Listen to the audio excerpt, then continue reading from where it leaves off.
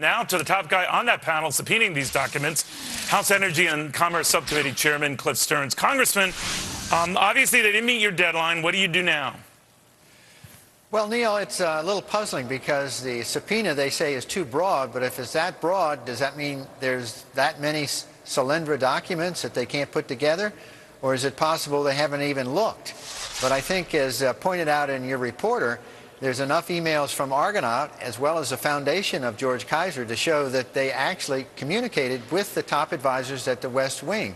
So all we're saying to the administration is, show us the documents. Now, you know, really, Neil, this subpoena is no different than John Dingell, who was a Democrat for 14 years on the Oversight Committee that I'm chairing today. He had the same language, so we're not asking for anything that's that broad. In fact, we're saying to the White House, tell us what you have in 4 areas. First of all, the finance, dealing with the bankruptcy, dealing with subordination, and lastly, if the President of the United States is involved with Solyndra as a free world leader, let's see some of those emails. That's all. All right. Does that include whatever he used via his BlackBerry or whatever device he has? Well, Neil, when we say communications, you know, we're not asking for maybe personal with his family. We're not asking if he thinks it's national security. Certainly he can segregate those.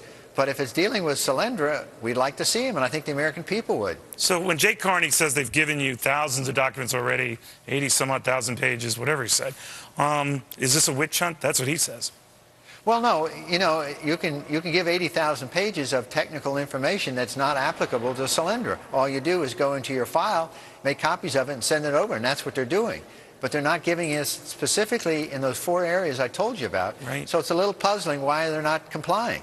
Where do you think this is going, Congressman? Because obviously, if they ignored your subpoenas or said, we've given you the requested information, whatever their argument was, it's going to get tense. I mean, this is how Watergate started. Believe me, sir, I'm not trying to compare the two.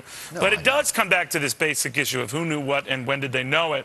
And I'm wondering if this escalates to that degree or whether, as Democrats in charge, Chairman, you're just going over the top here.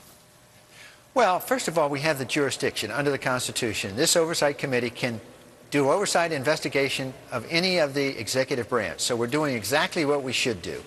Secondly, the subpoena has got to be complied with by the President. He's not above the law. I don't care what his counsel says or all the political language they're using. Basically, we're asking for information, and we have enough emails already to show that people in the West Wing of the White House were communicating with contributors, bundlers, people that contribute large amounts of money. So all we're asking is, let's see the rest of them. Now, we're not implying anything at this point. All we're doing is investigating. All right, Chairman, good seeing you. We'll see how this goes. Okay, Neil, thanks.